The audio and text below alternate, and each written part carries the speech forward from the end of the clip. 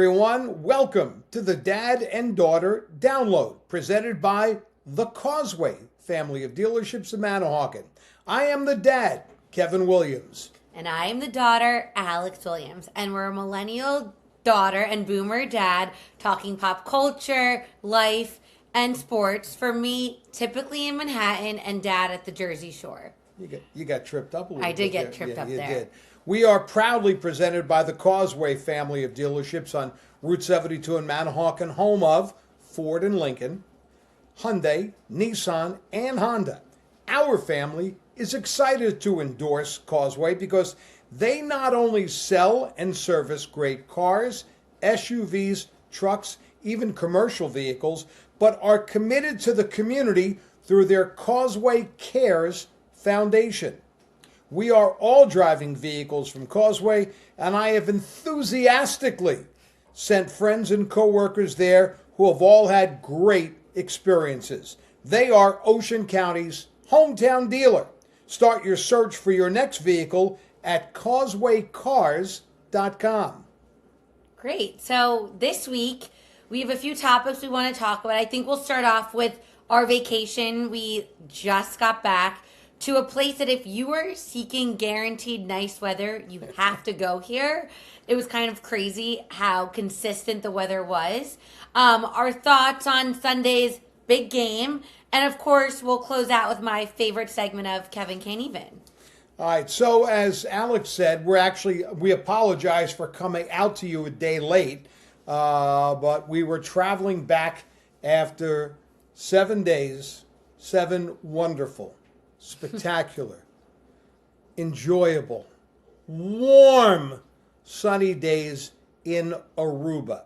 Now, first time for all of us, Yep. Alex, myself, and my wife, Jane. And I'll be honest with you, as I've told a few people when we were down there, I never really remember people 10 years ago mentioning Aruba. Of course, we found out from going there are people who've been going there for 20 or 30 years. Yeah. But I think over the past handful of years, I've seen so many more people, my friends of friends, going there. Yeah. And a shout out, ironically, to our friend Jennifer Mayer of Causeway. She works at Causeway and specializes in Lincoln. And I've known Jen for many, many years. But she would always post on Facebook about going to Aruba several times a year. Must have a pretty good boss at Causeway. Yeah. Yeah. And she raved about it. And I think I finally asked her, and Jane asked her maybe a year or so ago about it. And ironically, as we're doing this podcast, she is there again on vacation. But she's the one that kind of, I think, made us look into it. And I will just say this. You know, we were in Aruba when people were freezing in Key West. It was 54 degrees in Key West. We were in Aruba. It was 82, and it was sunny. And, you know, I always think about there are a lot of people who go to South Florida this time of year for a vacation. Yeah. And I'm sure more often than not they have great weather. Yeah. Even especially in the Keys, but they have great weather. Well, this year was not the case for a lot of people who kind of got burned on their dream winter vacation. Well, let me say this, what we learned about Aruba from the taxi drivers, people go there. It's sincerely the Groundhog Day of weather. Because every day is virtually the same. It's crazy. Like, right? You wake up and you almost feel like the bubble's got to burst. Like, is it going to not be nice today? But it is. And then you think, I remember I was like, oh, man, is it going to be hot every day? Like, what about, like, the humidity? There's this breeze, this, like, island breeze that really, like, does not make you feel hot. And, like, if you feel hot, it's for a little bit. But the weather, it was just insane. Like, it really was. I mean, I've sat on the beach in Seaside Park, you know, and you're sweating and you can't wait to go in the water, especially early in the summer when the ocean's freezing and you're sweating and it's too cold to swim. Well, let me tell you, you don't sweat. You just don't. Like, the one taxi driver said basically it's a 2 or 3 or 4 degree swing every day. 80, 81, 82, 83. That's about it. They don't get in the 90s. And they don't have a hurricane season, I asked. Like, they've never had a hurricane. Yeah. It really was. It was insane. But highly recommend. Like, I think we have already said, like, we'll be back. It was a really good time of year to go, like, end of Jan, early Feb. Because I know the holidays, they were saying that Christmas and then, like, the first week of January, second week of January, they're considered their, like, busiest season. Yeah. So it feels probably a little bit more crowded, but we had no trouble getting into, like, the restaurants that were recommended by us. And it was lovely. It never felt that crowded at the pool. Like, our hotel was beautiful, and, like, it was just such a great vacation. And you know what Tuesday, Wednesday, Thursday, Friday, and Saturday all had in common? I ate seafood every night. Oh, yeah. First of all, the restaurants are great. There's a million restaurants. But, like, you're there, and the menu features seafood, so why not? Yeah. Because I don't have a lot of seafood in the off-season or in the winter back here, you know? Yeah. But there you kind of felt almost compelled to eat it. But there's the restaurants are, I mean, there's so many of them. The taxi drivers are phenomenal. Yeah, what did they tell us? You have to be from Aruba to be a taxi driver because they almost want you to serve as a tour guide because you're that first interaction that a lot of people are going to have when they get off the plane because there's a huge taxi line that you can get to go to the hotels and whatnot. So they know a ton about the island to be able to really make you feel welcome, be this like really personable, welcoming face. Yeah, they even initiate the conversation. Yeah. And they'll give you tips and they'll say, do you have any questions?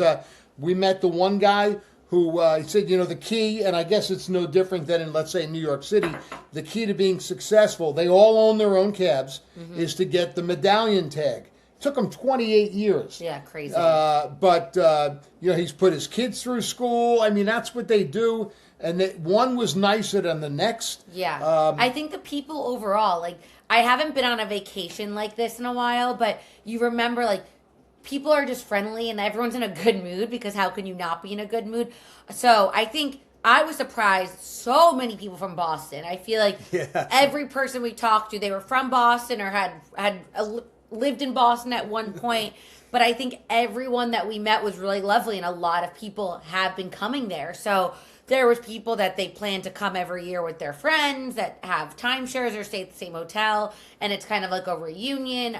It was a really great time. We stayed about 15 minutes, not even that, from the airport. And there's a section further down that is where most of the high-rise hotels are. Yeah. And I would call it a vibrant nightlife. Like the Strip, yeah. Yeah, the Strip. We were away from that. We stayed at the Renaissance, and there are two. There's one on what you'd call the ocean, or the Caribbean. Yeah, and then the marina, I think. Then there's one at the marina, which is across the street. We stayed on the one, which was the family one. We thought we were staying at the adult one, but we didn't. We were staying at the family one, which was so much better. Yeah. Because the pool was amazing there. Yeah, and like we are beach people, like through and through. Not like we grew up with a pool, but I think 9 times out of 10 we would choose to go to the beach. And the nice thing about the hotel is it had its own private island. So only hotel guests, and then you could buy like a day pass to access this island. It was about like an 8-minute boat ride, left, right from the hotel. That was a beach, beautiful, like flamingos that you can interact with. Yeah. We went once, we rented a cabana for the day, which was like a no-brainer. It was amazing. But then, like, after that, we really had no interest. We were like, we have the pool, our room is right next to the pool, swim-up bar, like, we preferred to be at the pool. But I would just say this again. I'm certainly not a world traveler. I have not been to a ton of places. My next winter vacation will be to Aruba. Yeah, it's just like you don't have to second guess. Is it going to be nice weather? Yeah, you don't have to look at the weather 10 days out and go, are we? And even the days that we looked, we're like, ooh, tomorrow looks cloudy. Like it ended up being still beautiful, and the UV is still like a 9 or 10. Yeah, I guess they call it their rainy season is more like late November, December. It's not one of those where it rains every day, but they get a little more rain. But when we were there the one day, the dark clouds came rolling in and it sprinkled for about 20 seconds. And then five minutes later, the sun was out. Yeah. It's just a wonderful, wonderful place. And not a bad plane ride. It was a little over 4 hours from Newark. The airport was great. Getting out of there was a breeze. Yeah.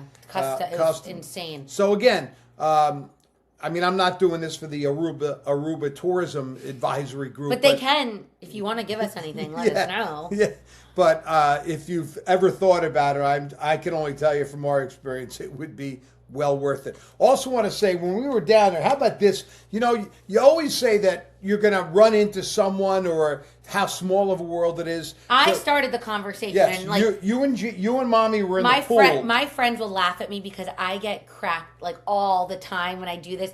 I just like to start a conversation. Like, they're like, why? Like, you didn't need to say hi to that person for no reason. Well, we're in the pool and this guy is drinking a beer and has a Cincinnati Reds koozie. And I was like, oh, Reds fan? He's like, huge fan. I go, oh, we're very good friends with Todd Frazier. He goes, I'm very good friends with Todd Frazier. And I'm like, okay.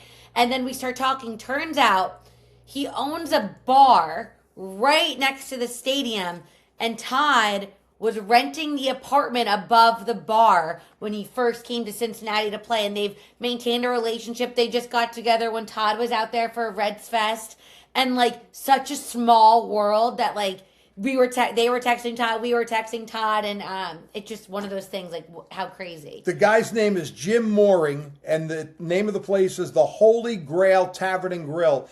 And I don't know what the name of the stadium is these days, but I always think of it as Great American Ballpark. It is literally across the street. And saw some pictures on their website. The place is huge. And for the Reds and the Bengals, it's a huge game day place. It's a bar food for the most part. But he was the nicest guy, him and his wife. He gave me a Holy Grail koozie as a little takeaway. And I promised him if I ever get to Cincinnati, there was no doubt that I would go out there. But again, and then every day we saw him the next 3 days, we just would engage in the conversation. And he had such nice things to say about Todd and his wife, Jackie. And it was just, again, the small world thing. I think they take a trip every spring to New York. So I exchanged numbers, and I was like, I'd love to get together, give you recommendations. So we'll see. Jim, it was a pleasure. It really was. So that was, what can I say? It's known as One Happy Island. We even saw some people with shirts or sweatshirts, and it was. I read 3 books. I can't remember, like, in less than a week, I, like, cruised through 3 books. Like, that's how just, like, relaxed I was. And, like, we just spent so much time outside. It was just so nice. Yeah, I give you credit. You went to the gym every morning just about, and I didn't. I didn't. Okay, so that was Aruba, and I couldn't recommend it more highly. Anyway, so here's another place I'm not afraid to recommend. That is the Crab's Claw Inn in La Valette. One of our favorite places, and terrific people. I mean, outstanding people.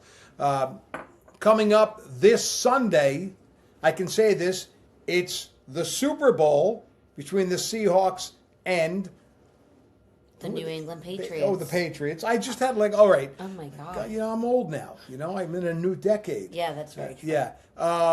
And the Crab's Claw will be hosting watch this, big game party. I didn't want to get in trouble, right? They'll have giveaways, including a bike they're going to give away, gift cards, including, I think I saw a $100 gift card to the Crab's Claw. There'll be complimentary pass-around food, happy hour prices. It's all starting at 5:30 because I think the game kicks off at 6:30. Yeah. And great place. I know it's going to be really cold Sunday, but if you're venturing out, or if you're certainly from the La Valette or anywhere along the strip there, hang out with your friends at the Crab's Claw. Then coming up on Saturday, February 28th, that's the last day of the month. Of course, everyone knows that the big polar bear plunge will be in Seaside Heights, and a lot of people will then venture to the Crab's Claw, among other places. They'll have a big event there, and the next day, Sunday, March 1st. What do we find out about February? Right, it's there's four. There's 4 of each day. Right, which only happens once. How often was it? Like 800 something years. Some ridiculous amount. There'll be 7 Mondays, Tuesday, Wednesday, Thursday, 4. Friday, or 4. Yeah. Monday, Tuesday, Wednesday, Thursday, Friday, Saturday, and Sunday. So Sunday, March 1st, we will the annual island party. Now, this is where you don't have to go to Aruba to feel like you're at the islands. There'll be entertainment by Artie's Parties from 3 to 7 p.m., giveaways. Everyone gets a free lei. drink specials. It is the perfect escape from the winter blues. And my, this is the year for the winter Yeah. blues. And remember, at the Crab's Claw, dinner specials Monday through Thursday. Friday is always prime rib night. For a full list of entertainment and more, visit thecrabsclaw.com. Great. Okay. Should we segue to our second topic? So, can I say Super Bowl? I already did. So, You can say Super Bowl, you just can't use it in a like an commercial advertise. act. Okay. Yeah. So, Sunday Super Bowl matchup between, like you said, Seattle Seahawks, New England Patriots. It really is not just a football game. Like, I think it really has become this, like, national holiday.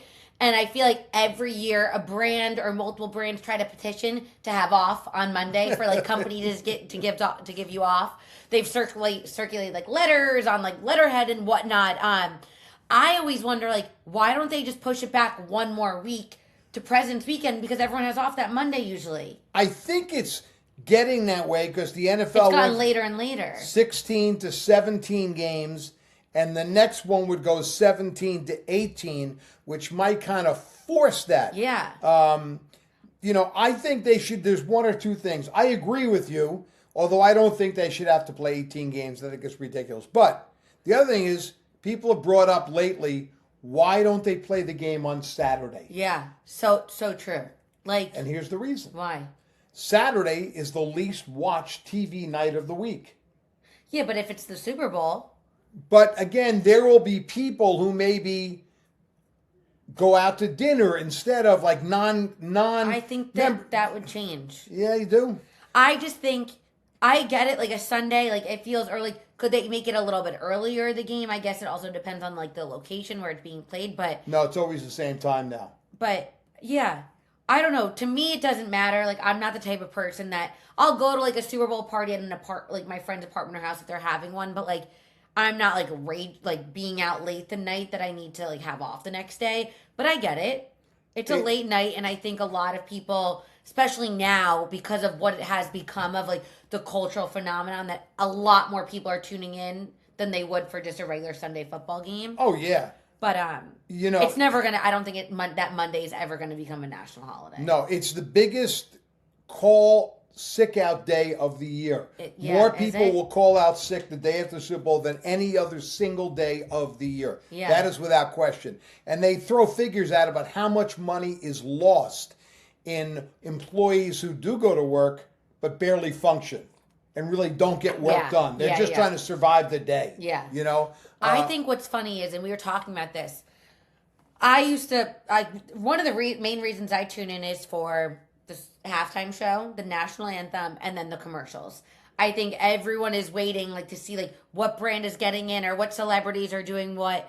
And over the past few years, it's kind of now taken away from that because every commercial is released in advance, because every brand wants to drum up, and like I know this from being in PR, like they want to drum up the conversation, the social chatter, to get way more airtime almost than just one night.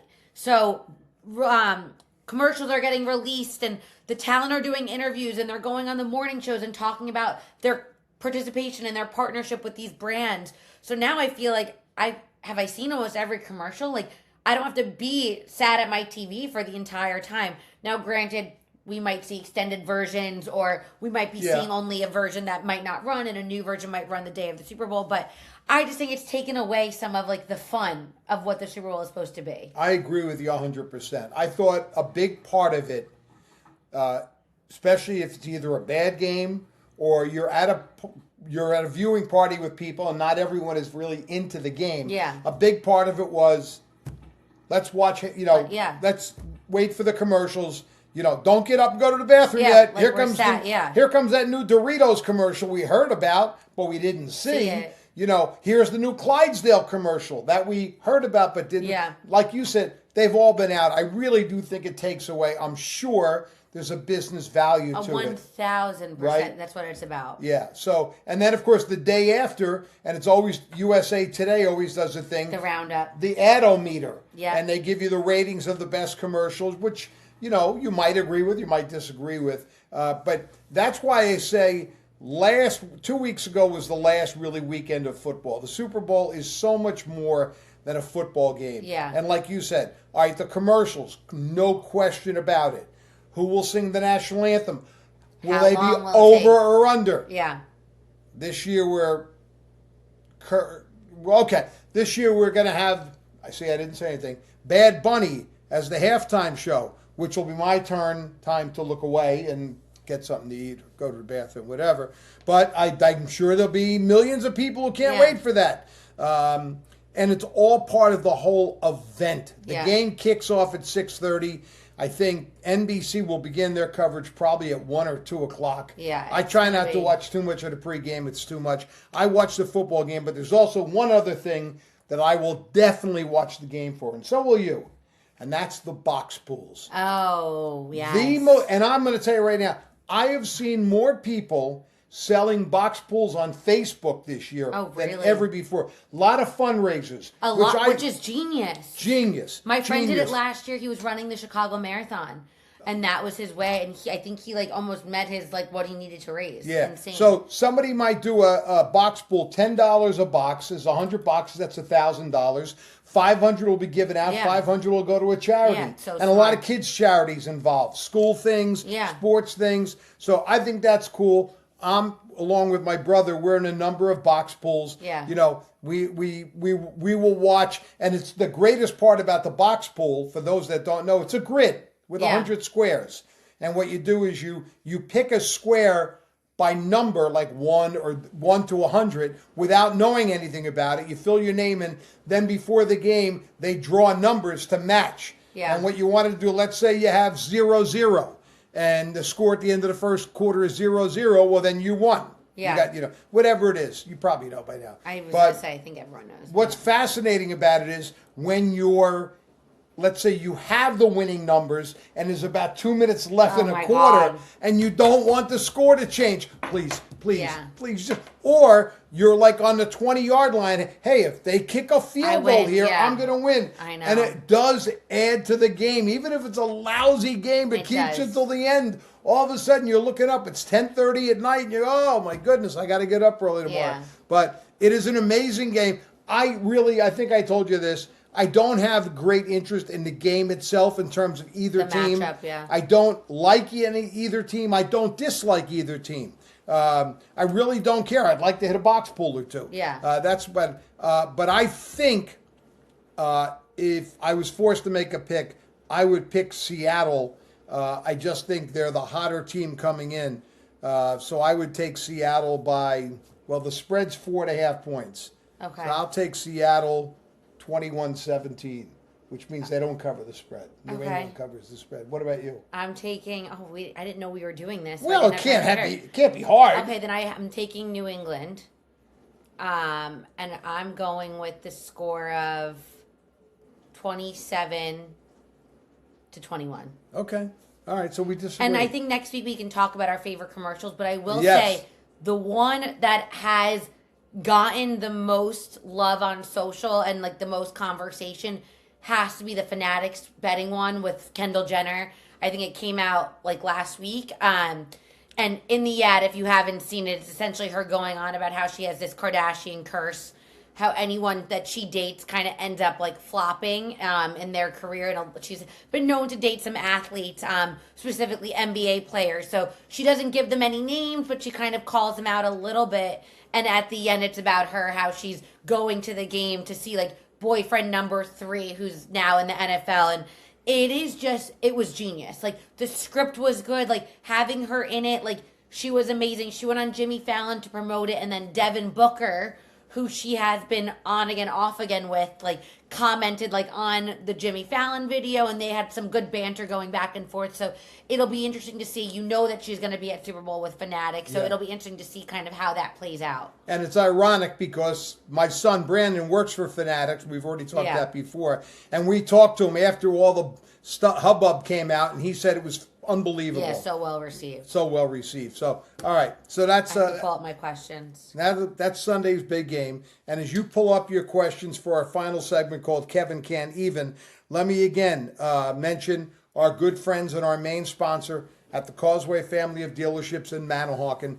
Over 50 years they've been there. Started with Ford. They've now expanded. Ford Lincoln, Honda, Hyundai, Nissan. You know what they all have in common? Great vehicles, great salespeople, great service, and a commitment to the community that is second to none among businesses. They established this Causeway Cares Foundation through the Wintrode family, and it's just amazing what they do, the money they give to the community, the things they do.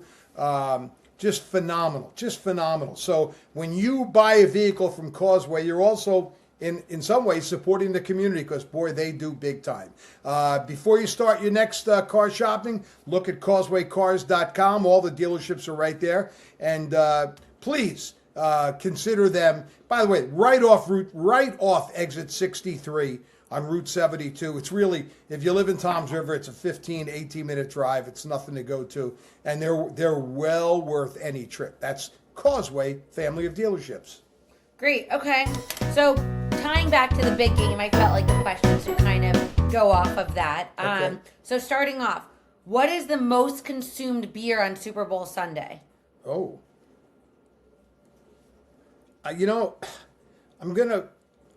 Is that like now or historically? Now, like the past few years. Well, I would have said Budweiser if it was all time, but think all time. Bud Light? Yeah. Yep. Bud So Light. it goes Bud Light, Michelob Ultra, Modelo, and then Coors and Miller Lite. Interesting. Okay. And Americans consume an estimated 325 million gallons, which is 50 million cases of beer on Super Bowl Sunday. So part 2 of this question is, Super Bowl Sunday is the second highest beer drinking holiday, behind which? Oh, it's got to be St. Patrick's Day. No. Oh, all right. Wait a second. Wow. That one kind of caught me. If it's not St. Patrick's Day, what other holiday is July 4th? Yep. Okay. Yeah. Okay, and then what is the most popular food consumed on Super Bowl Sunday? Now, there's a bunch of candidates. There's chicken wings, there's pizza, there's nachos,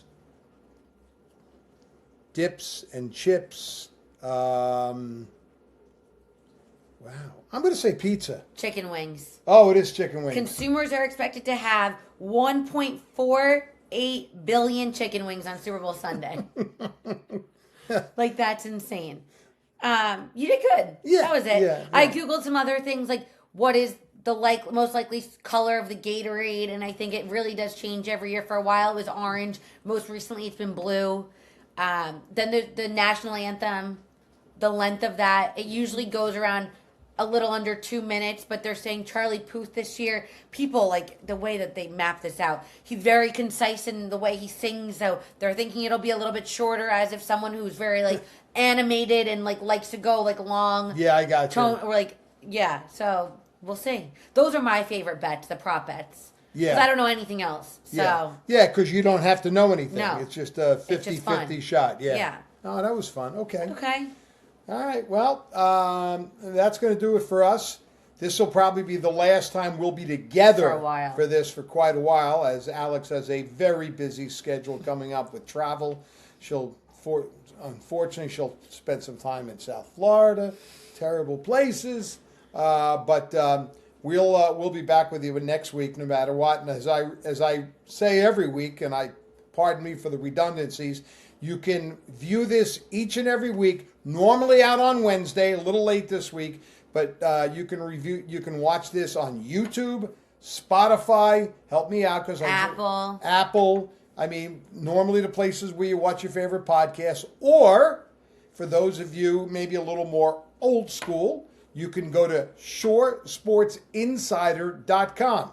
That's our friend Steve, who helps us out with this each week. That, of course, is a site that covers high school sports in Monmouth and Ocean County, and they're nice enough to host our podcast each week. You go on shoresportsinsider.com. They're going to have little boxes for all their things, boys basketball, girls basketball, whatever, and there'll be one that says podcast.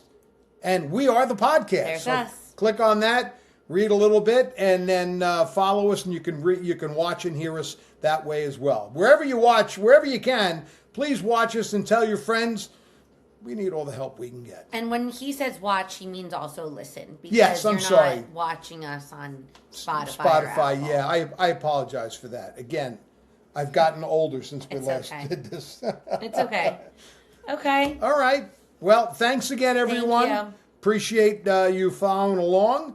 As always, our thanks to the Causeway family of dealerships and the Crab's Claw Inn and our friends at Shore Sports Insider. Hope you enjoy the Super Bowl wherever you watch it, and stay warm because this weekend is going to be cold. Well, what else is new? We'll be back with you next week on the Dad and Daughter Download. See you later. Later.